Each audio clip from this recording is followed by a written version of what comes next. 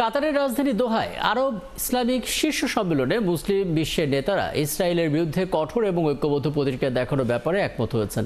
ইসরায়েলের বিরুদ্ধে সুনির্দিষ্ট ব্যবস্থা গ্রহণে একটি প্রস্তাব পাশ হয়। সে প্রস্তাবে বলা হয়, ইসরায়েলের বেপরোয়া কর্মকাণ্ড এবং এই অঞ্চলের শান্তি ও স্থিতিশীলতার জন্য হুমকি স্বরূপ। সম্মেলনে কাতারের আমির Sheikh Tamim bin Hamad Al Thani বলেন, ইসরায়েলের কর্মকাণ্ড বিশ্বাসঘাতকতামূলক এবং কাপুরুষোচিত। তারা গাজা যুদ্ধের অবসানের জন্য আলোচনাকে দুর্বল করার চেষ্টা করছে। ইরানের প্রেসিডেন্ট মাসুদ পেজেশকিয়ান বলেছেন, মুসলিম নেতাদের ইসরায়েলের বিরুদ্ধে দাঁড়ানোর জন্য নিজেদের মধ্যে ঐক্য এবং সংহতি জোরদার করা উচিত। ওদিকে ইরাকের প্রধানমন্ত্রী মোহাম্মদ শিয়া আল সুদানি আরব এবং ইসলামী রাষ্ট্রগুলোর সম্প্রদায়ের জন্য ন্যাটোর আদলে প্রতিরক্ষা বাহিনী গঠনের আহ্বান জানিয়েছেন। এছাড়া তুরস্কের প্রেসিডেন্ট রিসেপ তাইয়েপ এরদোয়ান এই অঞ্চলের জন্য স্বয়ংসম্পূর্ণ প্রতিরক্ষা ব্যবস্থার আহ্বান জানান।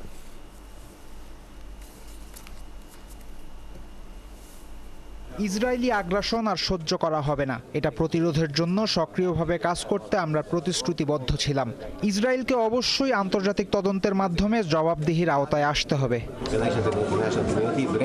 কাতার তো মধ্যস্থতার চেষ্টা করছে, শান্তি প্রতিষ্ঠিত হয়। ইসরায়েল, যুক্তরাষ্ট্র এবং হামাসের মধ্যে মধ্যস্থতার চেষ্টা করছিল। যেহেতু এইরকম একটা পরিস্থিতিতেও ইসরায়েল তারা আকাশী ভূমিকা পালন করেছে, সেই প্রেক্ষিতে এই আক্রমণের নিন্দা এবং কাতারের প্রতি সংহতি প্রকাশ, এটাই ছিল আসলে সম্মেলনের মূল উদ্দেশ্য। এবং ওখানে সবাই বই দিয়েছেন এবং সবাই একথাই বলেছেন।